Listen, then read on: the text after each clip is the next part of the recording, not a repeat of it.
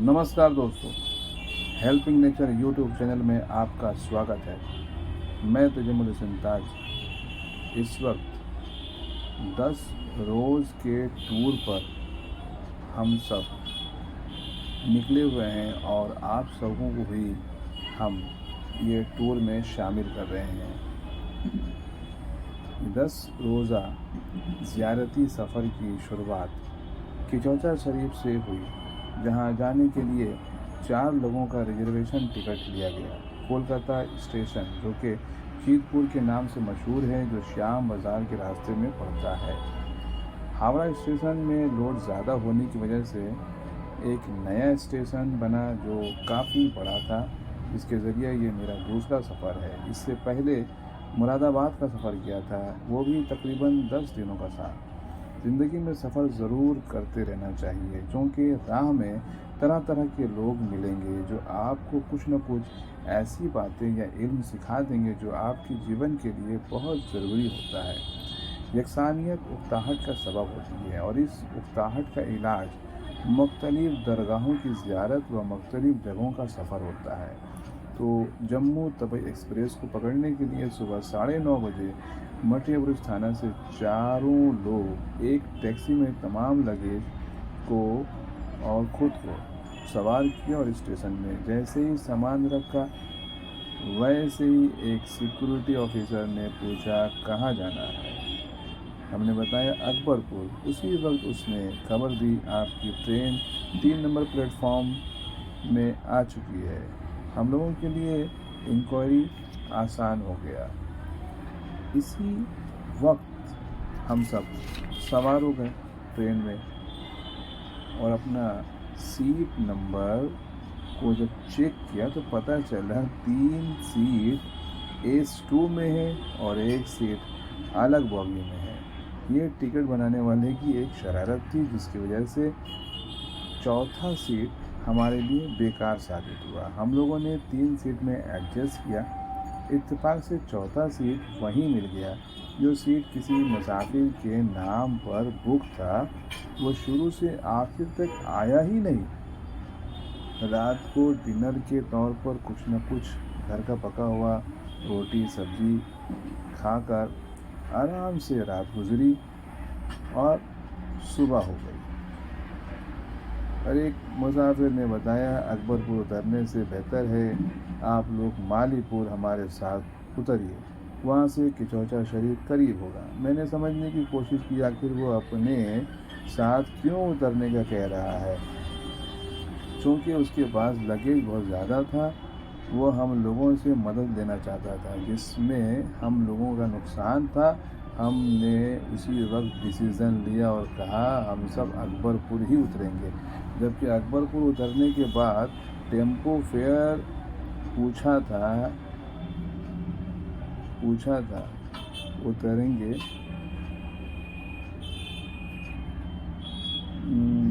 जबकि अकबरपुर उतरने के बाद टेम्पो फेयर जो मालूम हुआ तो 15 रुपये फ़ी कस, और उस मालीपुर वाले ने बताया था पर हेड 50 रुपये फेयर लगेगा, जो कि उसने ये भी गलत बताया था। इसी तरह से आपको लोग मिलेंगे जो आपके लिए मददगार होंगे और कुछ लोग आपका नुकसान भी कर देंगे।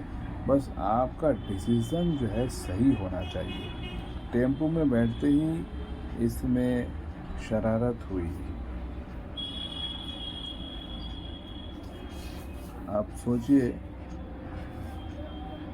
जिस टेम्पो में हम लोग बैठे हैं वो चलने का नाम ही नहीं ले रही थी। यानी गाड़ी स्टार्ट लेने की प्रॉब्लम थी। वहाँ के कुछ लोगों ने मिलकर गाड़ी को ज़ोरदार धक्का मारा और गाड़ी शुरू होने के लिए तैयार ही नहीं थी। ये भी सीन अभी आप देखेंगे। उससे पहले ये सब जो सीन मैंने दरमियान में ट्रेन के अंदर से ये रिकॉर्ड करने की कोशिश की है, क्योंकि एक लंबा सफ़र है।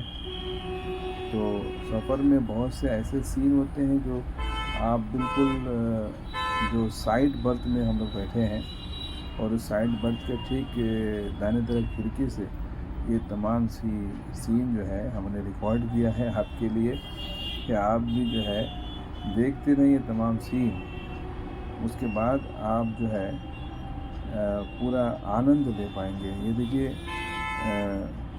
बगिया जो है चारों तरफ हमें दिख रहा है। ऐसे मनाजिर का हम जो है कैसे आनंद ले पाएंगे जब तक हम सफ़र नहीं करेंगे। ये सफ़र इसलिए बहुत ज़रूरी है कि हमें अच्छे अच्छे सीन, अच्छे अच्छे मंज़र देखने को मिलते हैं, लेकिन हमारे सोच बिल्कुल कायद है। ये देखिए वो सीन आ गया हमारे सामने। ये धक्का मारने वाले लोग, टेम्पो में हम लोग बैठे हुए हैं। अभी देखिए ये लोग जो है थक गए हैं और दोबारा फिर से एक बार धक्का मार के फिर से स्टार्ट ये लेने की कोशिश कर रहा है। देखिए ये सब भाई लोग मिलके मेहनत कर रहे हैं। ये स्टार्ट लेने की प्रॉब्लम है इस गाड़ी टेम्पो में, जिसमें अभी हम लोग बैठे हुए हैं। आपको वो तमाम सीन जो है आपको दिखाएंगे। बिल्कुल हम जो है टेम्पो के ठीक पिछले हिस्से में हम लोग बैठे हैं और वहाँ से ये रिकॉर्ड कर रहे हैं। ये सब तमाम भाई लोग मेहनत किए हैं इस टेम्पो को धक्का देने में। तो आप भी इसका आनंद लीजिए और आप बिल्कुल केचौचा शरीफ जाने के लिए अकबरपुर उतर चुके हैं और वहाँ से ये टेम्पो में हम लोग बैठे हैं। ये 1 घंटे का सफ़र है। ये अकबरपुर से बस अड्डा, केचौचा शरीफ का बस अड्डा, बस खारी होते हुए हम सब पहुंचते हैं। तो इसका कंप्लीट डिटेल जो है हम दरगाह शरीफ के बारे में यहाँ से आपको बता दें, क्योंकि ये जो टेम्पो में हम बैठे हैं तो यहाँ से एक बिल्कुल कंटिन्यू हमने उस रास्ते के मनाजिर को रिकॉर्ड किया है। तो आप जो है रास्ते में उन मनाजिर को भी देखते रहिए, किस तरह से आसपास के जो सीन हैं उसको भी आप देखते रहिए। और साथ ही साथ ये जो हम लोग हैं, देखिए हमारे साथ जो लोग हैं,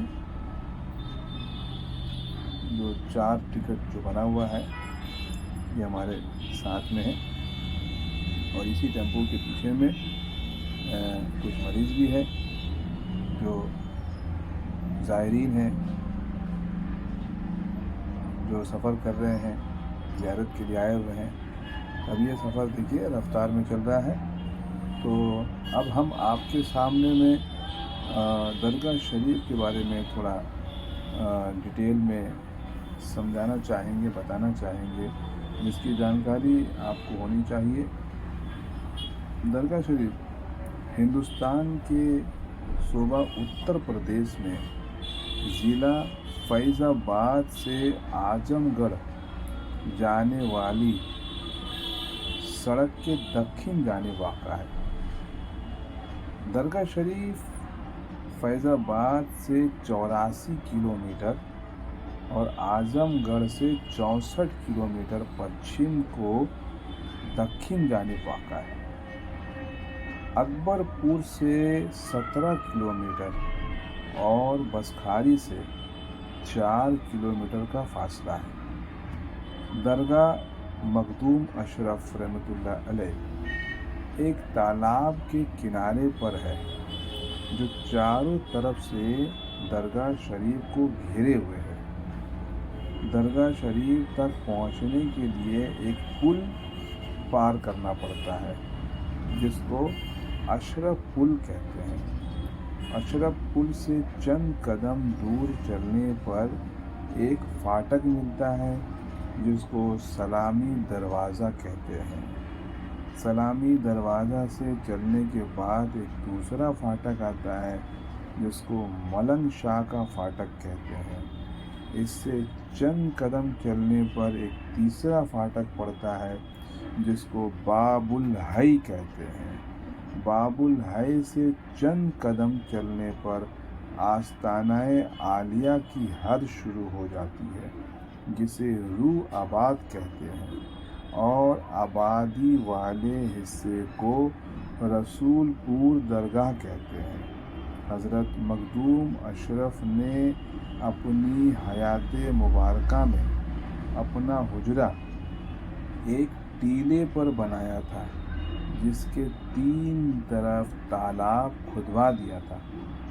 बाद विसाल आपके जस्द खाकी को उसी हुजरे के अंदर दफन किया गया जिसको शाह अली सज्जादा नशीन ने अपने अहद सज्जादी में कुबा की शक्ल दे दी थी। तो ये जानकारी मैंने बिल्कुल ज़ख़ीम इंफॉर्मेशन हासिल की और आप तक पहुंचाने की कोशिश की। इसी तरह से देखिए, ये जो हम लोग बिल्कुल मेन रोड में आ चुके हैं और ये जो आप देख रहे हैं उससे अटैच एक और पुल की तरह दूसरा भी रूट है वहाँ पर जहाँ से भी गाड़ियाँ जा रही हैं। ये मेन रोड में हम लोग अभी दाखिल हो चुके हैं और ये लंबा सफ़र चलेगा, कम से कम 1 घंटे का ये सफ़र है। हम लोग बिल्कुल सुबह 7 बजे स्टेशन पर उतर चुके थे और 1 घंटा मतलब आप समझ सकते हैं कि 8 बजे के करीब हम लोग बिल्कुल उस जगह पे पहुंच जाएंगे बस अड्डे में। और ये आसपास के जो सीन है आप देखते रहें ताकि सफ़र जो है में आप समझ सकेंगे कि वहाँ के किस तरह के सवारी हुआ करती है और वहाँ आसपास में किन किन चीज़ों को फ़रोख्त करते हुए लोग दिखाई दे रहे हैं या फिर किस तरह की बिल्डिंग्स होते हैं, इमारतें होती हैं आसपास के मनाजिर, और कैसे कैसे सवार और सवारी अगल बगल हैं, क्योंकि हर जगह के अलग अलग लोग पाए जाते हैं। तो मैं वो सीन आपके सामने इसीलिए रिकॉर्ड किया हुआ हूँ ताकि आप जो है इन मनाजिर को देखिए। ये देखिए भाई साहब जो है बाइक में सवार हम लोग के ठीक पीछे पीछे आ रहे हैं। ऐसे बहुत से बच्चे हैं जो स्कूल जाते हैं, साइकिल में सवार होकर के जाते हैं, और कुछ लोगों के पास बाइक होता है तो बाइक में सवार होकर जाते हैं। तो ये हम लोगों का जो है देखिए सफ़र ये था। भाई साहब देखिए बाइक में जा रहे हैं। आसपास जो है और भी तरह के माहौल जो है आपको दिखेगा। यहाँ पर गन्ना की खेती बहुत ज़्यादा होती है तो लोग गन्ना जो है बेचते हुए आपको दिखाई देंगे। यहाँ पर ज़्यादातर मैंने गन्ना की खेती जो है यहाँ पर देखी है। गन्ना के बेचने वाले लोग ज़्यादा यहाँ पर दिख रहे हैं और साथ ही साथ कुछ और भी चीज़ें आपको दिखेंगी आसपास में। शकरकंद कोई या फिर कुछ और फल है जो वहाँ पर बेचते हुए दिखाई देते हैं हमेशा। तो ये सफ़र में हम आपको दिखाना चाह रहे हैं। आम तरीके से मैंने वीडियो बनाया है। देखिए हम लोग बिल्कुल पिछले हिस्से में बैठे हुए हैं, ये सीन आपको हम दिखा रहे हैं। सफ़र बहुत ज़रूरी है और हर मज़हब के लोगों के लिए ये सफ़र होना चाहिए, क्योंकि मखदूम अशरफ के दरबार में कौन लोग आते हैं ये जानना बहुत ज़रूरी है। आसिफ ज़दा लोग, भूत प्रेत जिन लोगों को सताता है, या जिन या और दूसरे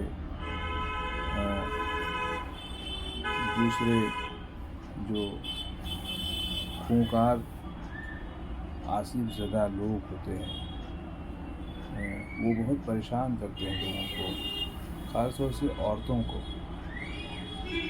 ये परेशानी में हम लोग तरह तरह के लोगों से मिलते हैं। ढोंगी बाबा से हम लोगों की मुलाकात हो जाती है। वो लोग जो है सिर्फ पैसे लेकर के बस परेशान करते रहते हैं, और आप जो है उनकी डिमांड को पूरा करते रहते हैं। हम आपको जो है ख़ास तौर से ये वीडियो इसलिए बना रहे हैं कि ऐसी हालात जिस किसी के साथ भी आपको दिखे, चाहे वो हिंदू हो, चाहे मुस्लिम हो, चाहे वो सिख हो, चाहे वो ईसाई हो, किसी भी धर्म से ताल्लुक़ रखने वाला इंसान हो, अगर प्रेरित है, ऐसे मरीज़ है वो, कोई भी उसके साथ इस तरह के मसाइल भूत प्रेत में ग्रस्त है वो, या जिन्नात का उसके ऊपर में साया है, आपको हम बता दें, जितना भी बड़ा से बड़ा जिन्नात भूत प्रेत अगर उसके अंदर में है, तो आप किसी तरीके से सफ़र करके यहाँ पर चले आइए। ये सफ़र हमने बिल्कुल आसान तरीके से आपको दिखाने की कोशिश की है कि कैसे हम लोग पहुँच रहे हैं मरीज़ों को लेकर के। आप भी अपने मरीज़ों को लेकर यहाँ पर आइए, निःशुल्क आपका यहाँ इलाज होगा। किसी को भी कोई तरह का आपको खर्च नहीं देना पड़ता है। हाँ, कुछ खुशी का मामला होता है, लोग आपके लिए अगर मेहनत करते हैं तो उसे आप एक नजराना के तौर पर आप उसे कुछ दे सकते हैं। ऐसे किसी को कुछ नहीं देना होता है, क्योंकि तमाम जो मामलात हैं वो किसी इंसान के ज़रिए ठीक नहीं होता है। वहाँ पर मखदूम अशरफ शिमलानी रहमतुल्लाह अलैह का तमाम मौजिज़ा है, वो हमेशा वहाँ पर मौजूद है। मीर शरीफ में अदालत जो बनाई गई है, वहाँ पर लोग बैठाए जाते हैं और वहाँ मसले आपके हल होते हैं। तो आप जब भी वहाँ पर पहुँचेंगे, हम आपको वो मीर शरीफ का भी दर्शन कराएंगे, वहाँ पर कैसे कैसे लोग पहुँच रहे हैं। हमने ख़ास तौर से देखा है गैर मुस्लिम या फिर हिंदू भाइयों को और बहनों को वहाँ पर अपनी फरियाद लिए पहुँची हुई है, और वाकई उनके अंदर जो भूत प्रेत या किसी भी किस्म के ख़तरनाक लोग जो सवार हो जाते हैं, जिनकी वजह से वो इंसान ही नहीं रहता है, बिल्कुल खूंखार जानवर बन जाता है और अपने इंसान को अपना नहीं समझता है, बिल्कुल जालिम बन जाता है। या देखिए, हम लोग बिल्कुल बातें करते करते बस अड्डे तक पहुंच गए। मैं इसलिए ये तमाम बातें आपको बता रहा था। हम लोग ये देखिए, ये जो है टॉयलेट है बस अड्डे के ठीक बगल में, यानी किसी को भी कुछ हाजत महसूस हो तो इधर उधर ना देखें, बिल्कुल बाएं तरफ ही देखिए, ये बस अड्डे के बाएं तरफ है बैतुल खला पैखाना। कोई भी जाना चाहे या फिर कोई अगर नहाना चाहता है और होटल अभी नहीं लिया है तो यहाँ पर 10 रुपये दे करके नहा भी सकते हैं। वैसे 5 रुपये पेशाब पखाना कुछ भी करना हो दे करके अपने हाजत को पूरा कर सकते हैं। तो यहाँ से हम लोगों ने मालूम किया कि दरगाह कितनी दूर है, तो लोगों ने बताया 5 मिनट की दूरी में आप पैदल जा सकते हैं। तो यहाँ से फिर हम लोगों ने पैदल सफ़र किया। बस 5 मिनट की दूरी के बाद हम लोग दरगाह सलामी गेट पहले हम लोग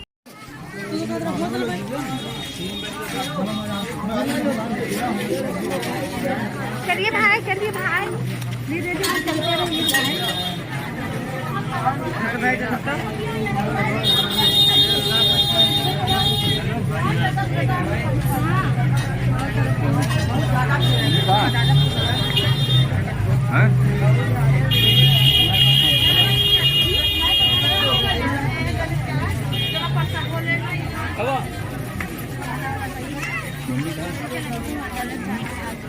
तेरे साथ